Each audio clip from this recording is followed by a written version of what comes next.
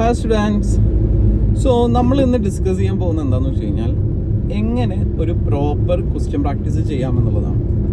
So question practice ചെയ്യുമ്പോൾ ഇന്നത്തെ പല സ്റ്റുഡൻസും ഏറ്റവും ആദ്യമായിട്ട് ACC എക്സാം എഴുതുന്ന സ്റ്റുഡൻസ് ആണ് മോസ്റ്റ്ലി. അവർ ചെയ്യുന്ന മെയിൻ പ്രശ്നം എന്താണെന്ന് വെച്ച് കഴിഞ്ഞാൽ ആൻസർ നോക്കും, ക്വസ്റ്റ്യൻ ചെയ്യും.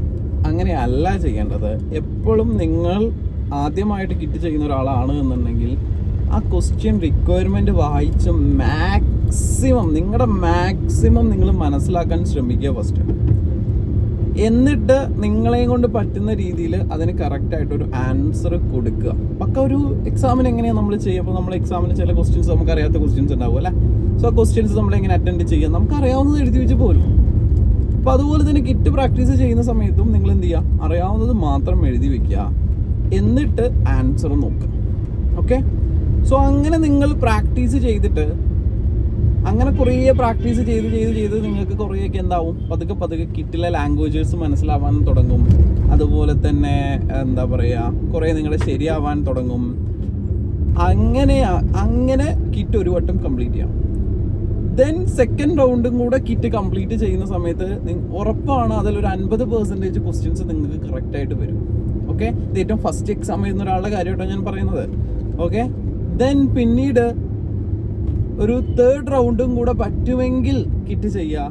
സോ ഫോർത്ത് റൗണ്ട് നിങ്ങൾ മെയിൻ എക്സാം ആയിരിക്കും എഴുതുന്നത്. അപ്പോൾ നിങ്ങളുടെ ഒബ്വിയസ്ലി നിങ്ങൾ പാസ്സാവാനുള്ള സാധ്യത കൂടും. ഇങ്ങനെയാണ് ഏറ്റവും ആദ്യമായിട്ട് ACC എഴുതുന്ന ഒരു സ്റ്റുഡൻറ്റ് പ്രാക്ടീസ് ചെയ്യേണ്ടത്. ഓക്കെ, സോ ഇതിൻ്റെ ഒരു ഉദ്ദേശം എന്ന് പറയുന്നത് 2-3 ഉദ്ദേശങ്ങളുണ്ട് ഇതിൽ. ഒന്നാമത്തെ ഉദ്ദേശം എന്ന് പറയുന്നത് നിങ്ങൾക്ക് ആ കിറ്റ് വായിക്കാൻ അല്ലെങ്കിൽ ആ ലാംഗ്വേജ് വായിക്കാൻ മനസ്സിലാവുക എന്നുള്ളതാണ് ഒരു കാര്യം. രണ്ടാമത്തെ കാര്യം എന്ന് പറയുന്നത് ഓക്കെ, എക്സാമിനർ തിങ്ക് ചെയ്യുന്ന രീതിയിൽ നിങ്ങൾക്ക് തിങ്ക് ചെയ്യാൻ പറ്റുന്നുണ്ടോ എന്നുള്ളതാണ്. സോ എപ്പോഴാണോ കിറ്റിൽ ഒരു മോർ ദാൻ 50% ക്വസ്റ്റ്യൻസ് നിങ്ങൾക്ക് വിത്തൗട്ട് ആൻസറിൻ്റെ ഹെൽപ്പ് ഇല്ലാണ്ട് ചെയ്യാൻ പറ്റുന്നത്, അപ്പോഴാണ് നിങ്ങൾ എക്സാം എഴുതാൻ റെഡി ആയിട്ടുള്ളതെന്ന് ഞാൻ പറയും.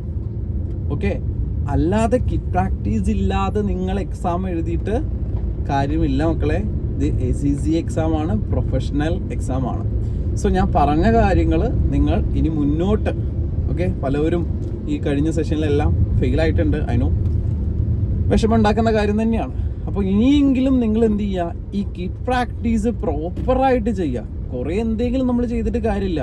സാർ എന്നോട് എല്ലാവരും പറയുന്ന കാര്യം എന്താ, സാർ ഞാൻ കിറ്റൊക്കെ ചെയ്താണ് സാർ. ശരിയാണ്, കിറ്റ് ചെയ്താ, പക്ഷെ അത് കറക്റ്റായിട്ട് ചെയ്തോ എന്നുള്ളതാണ് എൻ്റെ ക്വസ്റ്റ്യൻ.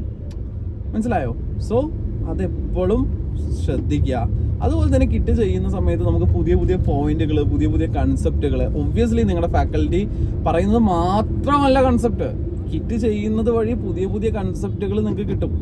ഓക്കെ, ഒരിക്കലും ഒരു ഫാക്കൽറ്റിക്കും എല്ലാ കൺസെപ്റ്റ് ഈ ലോകത്ത് നടക്കുന്ന ACC ഒരു പ്രൊഫഷണൽ ഇൻഡസ്ട്രി ബേസ്ഡ് ആയിട്ടുള്ള ഒരു പേപ്പർ ആണ് SBR എന്നൊക്കെ പറയുന്ന, അല്ലെങ്കിൽ AFM എന്നൊക്കെ പറയുന്ന പേപ്പേഴ്സ്. സോ ഈ പേപ്പേഴ്സിലെല്ലാം ഒരിക്കലും ഇൻഡസ്ട്രിയിൽ നടക്കുന്ന എല്ലാ കാര്യങ്ങളും ഒരു ഫാക്കൽറ്റിക്കും കവറപ്പ് ചെയ്യാൻ വേണ്ടി പറ്റില്ല. അല്ലെങ്കിൽ ആ കിറ്റിൽ തന്നെ പറഞ്ഞിരിക്കുന്ന എല്ലാ സിനേറിയോസും നമുക്ക് എന്ത് ചെയ്യാൻ പറ്റില്ല, കവറപ്പ് ചെയ്യാൻ വേണ്ടി പറ്റില്ല. ഓക്കെ, അത് ഒരിക്കലും പറ്റില്ല. ഈ ലോകത്ത് എത്ര പ്രോബ്ലംസ് നടക്കുന്നുണ്ട് അല്ലേ, എത്ര ടൈപ്പ് ഓഫ് പ്രോബ്ലംസ് നടക്കുന്നുണ്ട്. സോ നാളെ എക്സാമിന് ഏത് സിനേറിയോ വരാമെന്ന് ഒരിക്കലും നമുക്ക് അത്ര അക്യുറേറ്റ് ആയിട്ട് പ്രൊഡിക്റ്റ് ചെയ്യാൻ വേണ്ടി പറ്റില്ല. അപ്പോൾ നിങ്ങൾ ചെയ്യേണ്ട കാര്യം എന്താണെന്ന് വെച്ച് കഴിഞ്ഞാൽ, കിറ്റ് ചെയ്യുന്ന സമയത്ത് പുതിയ സിനേറിയോസ് കാണും, പുതിയ സിറ്റുവേഷൻസ് കാണും. അത് നിങ്ങളുടെ ഫാക്കൽറ്റീനോട് ചോദിച്ച് ക്ലിയർ ചെയ്യുക, നിങ്ങൾക്ക് മനസ്സിലായിട്ടില്ല എന്നുണ്ടെങ്കിൽ. അതുപോലെ തന്നെ അതുമായിട്ട് സംബന്ധപ്പെട്ട് ഷോർട്ട് പ്രിപ്പറേഷൻസ് ചെയ്യുക, ഷോർട്ട് നോട്ടുകൾ ഉണ്ടാക്കുക. സോ ഇങ്ങനെയൊക്കെയാണ് നമ്മുടെ ACCയുടെ ഒരു പ്രിപ്പറേഷൻ ചെയ്യേണ്ടത്. പറയുന്നത് മനസ്സിലാവുന്നുണ്ടോ?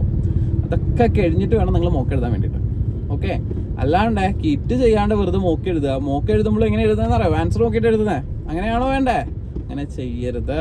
ഓക്കെ, സോ എപ്പോഴും ഈ ഒരു പ്രോബ്ലം നിങ്ങളുടെ ACC പ്രിപ്പറേഷനിൽ ചേഞ്ച് ചെയ്താൽ തന്നെ, അല്ലെങ്കിൽ ഈ ഒരു അപ്രോച്ച് ചേഞ്ച് ചെയ്താൽ തന്നെ നിങ്ങൾക്ക് നിങ്ങളുടെ ACC മാർക്സിൽ വലിയൊരു അപ്പ് ഉണ്ടാക്കാൻ പറ്റും. പാസ്സാവാനുള്ള അത്രയും ചാൻസ് അത്രയും ഇൻക്രീസ് ആവും.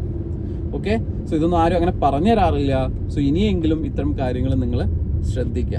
ഓക്കെ, കഷ്ടപ്പെട്ടേ പറ്റുള്ളൂ. കഷ്ടപ്പെടാൻ പറയുന്ന എന്നോട് ഒന്നും തോന്നിയിട്ട് കാര്യമില്ല, കാരണം I'm just telling the truths.